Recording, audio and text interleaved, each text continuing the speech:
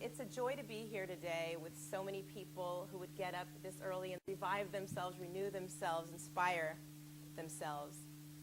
And I'm really thankful, first off, to the Center for Learning Through the Arts and Sciences and Sustainability, Leanne Briette and Barbara Cohen, who are my colleagues that helped to produce a new book that we're going to be sharing with you a little bit about today.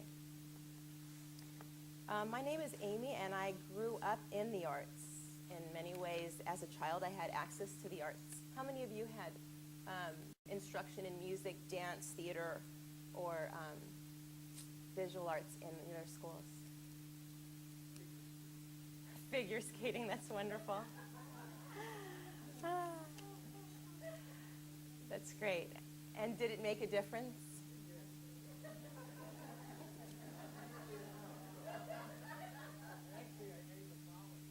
Wow, that's exciting. Actually, recent research has kind of told us the obvious, that exposure to the arts through education is the greatest indicator of participation in the arts and creative pursuits later in life. And actually, even though we have some pretty good precedents for exposure and education in the arts, for example, we have frameworks, we have standards in all the different art forms, the federal level and at the state level, we still are finding it difficult to make our case. And oftentimes when difficult choices need to be made about allocation of attention and energy and funding, the arts is often sacrificed. And actually in California, 90% of children do not have exposure to all 4 art forms.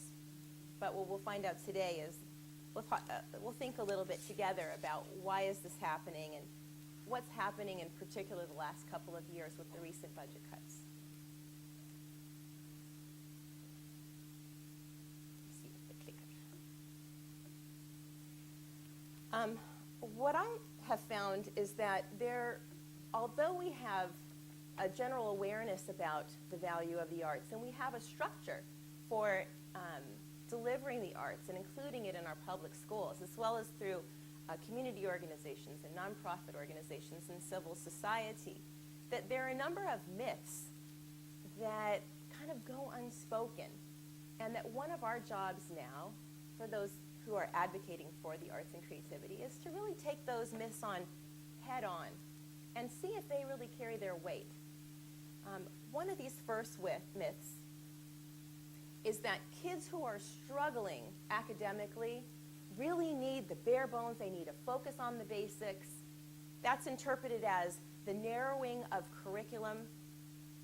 And what ends up happening, and that's a common debate. We see, for example, a national report that came out this year called Reinvestment in the Arts. Within 2 weeks, the governor of Kansas spoke before the population and said, we don't have this luxury. We have to make sure that all kids are reading and literate and understand math.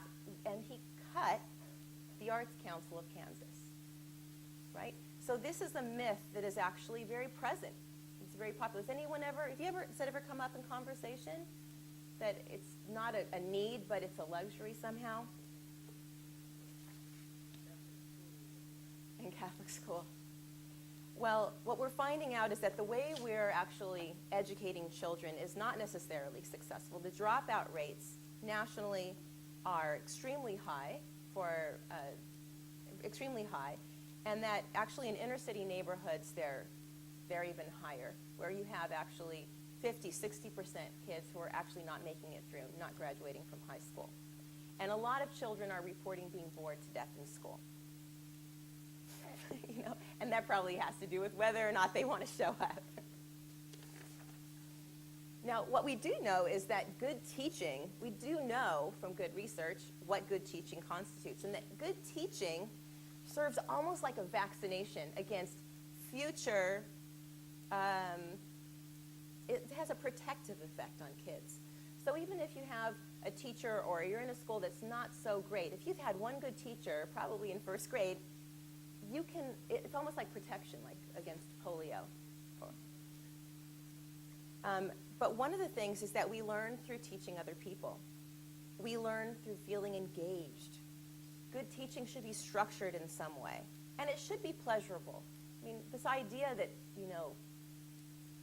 that joy should not be a part of our learning process actually goes against successful teaching and learning. And then also the idea of being self-motivated or socially interactive, and these are things actually that come up quite a bit in the arts. If you're rehearsing for a play, for a production, you're going to have to work with other people. If you are painting your own composition, you're going to have to connect with your own personal vision and your own motivation. And so actually these are things that kind of organically fit into a lot of great pedagogy in the arts and that are reflective of just good teaching in general. So if we're denying kids access to the arts, are we also denying them certain processes that will help them learn, is the question. And in terms of environments, what we're finding is that arts-rich schools, arts-rich environments have, they're associated with a lot of qualities that we really value. They're associated with college-going outcomes, a climate of achievement, and positive social values like volunteering. A second myth seems so simple, but there is really this myth that the arts education don't require rigor. It's kind of the fun stuff you do. It's not difficult. Has anyone here, I am a witness as a professional artist that I've never worked so hard in my life as when I was preparing for a tour in dance. Very complex, very rigorous, and yet people often think this is kind of less rigorous than something else. So at the university level, this affects us because it's thought that serious artists shouldn't be teaching. If you're really good, you don't need to teach. If you're not so good, maybe you'll have to teach because you won't be able to make it. Actually, artists learn a lot about their art forms by teaching their art form. And in all of the major museums and performing arts series, it's very hard, you'll be hard-pressed to find any successful artist that doesn't have to do some kind of community or teaching experience related to their exhibition or performance. So they're skills that serious artists should know. And at the K through 12 level, what we hear time and time again is that somehow the arts are less rigorous than the other content areas. Actually, what we find is that arts education builds crucial 21st century skills: imagination, creativity, innovation. How are we going to take on any other social issue, environmental problem that confronts us if we're not able to think outside the box? You need to be able to come up with an idea, bring it into being, try it out, reflect on it, critique it, go back, do it again, perfect it, or move in that direction. And actually what we're finding is that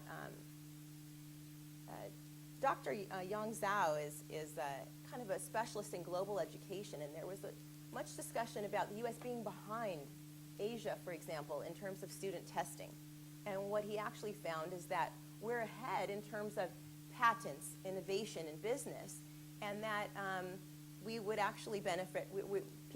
Children in Asia were actually wishing that they could have a broader education that wasn't so much about drilling for testing. And that the U.S. is not that the U.S. does that much better in teaching creativity, it's that we kill it less effectively.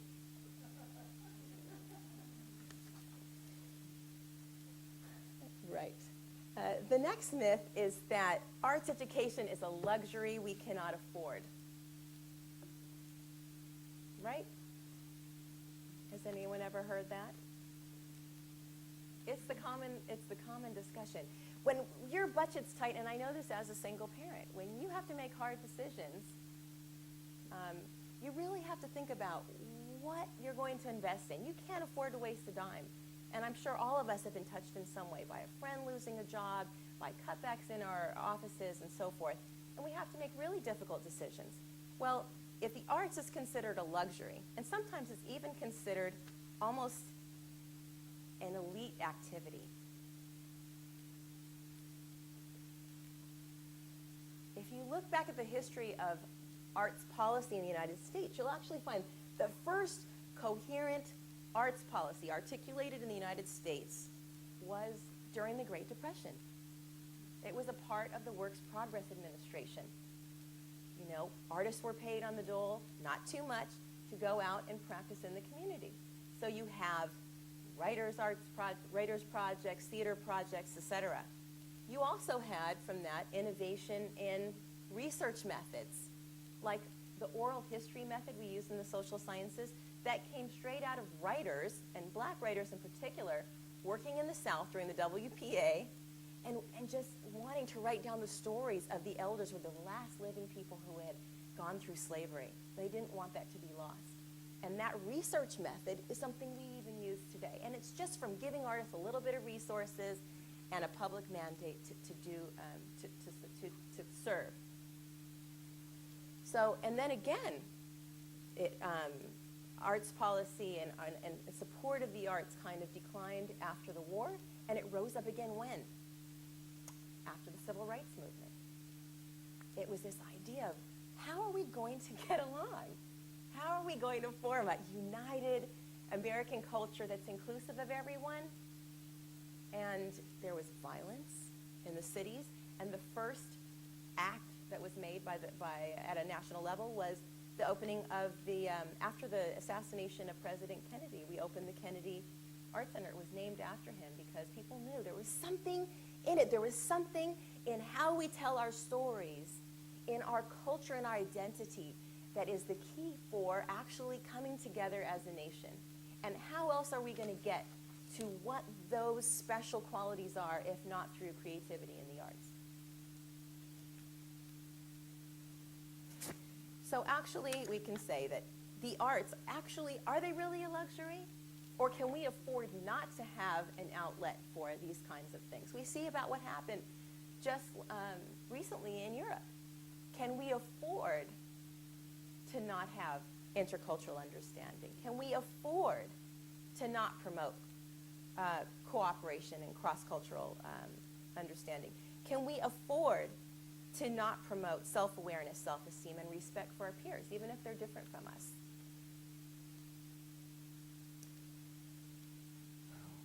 The other thing is that we may be shooting ourselves in the foot by cutting back on the arts as if it was a luxury, and actually inadvertently not preparing our youth for the exact same skills they will need to be successful in this new emerging economy.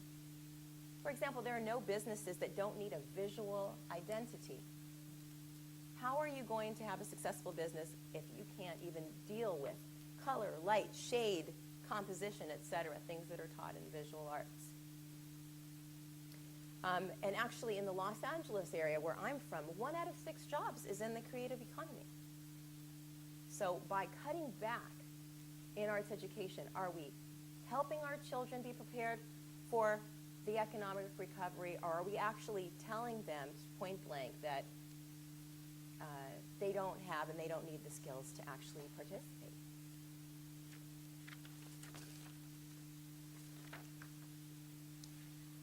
The other thing that, this is a less common myth, but it's still out there, and that is that all children have been equally impacted by cuts in arts education.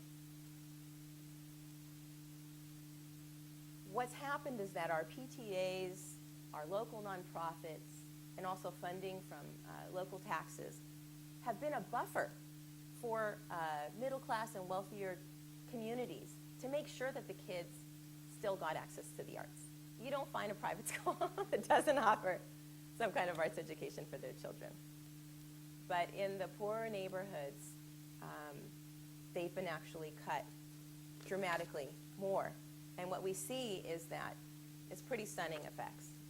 We see that African American and Latino students are only half as likely to report having any instruction in the arts.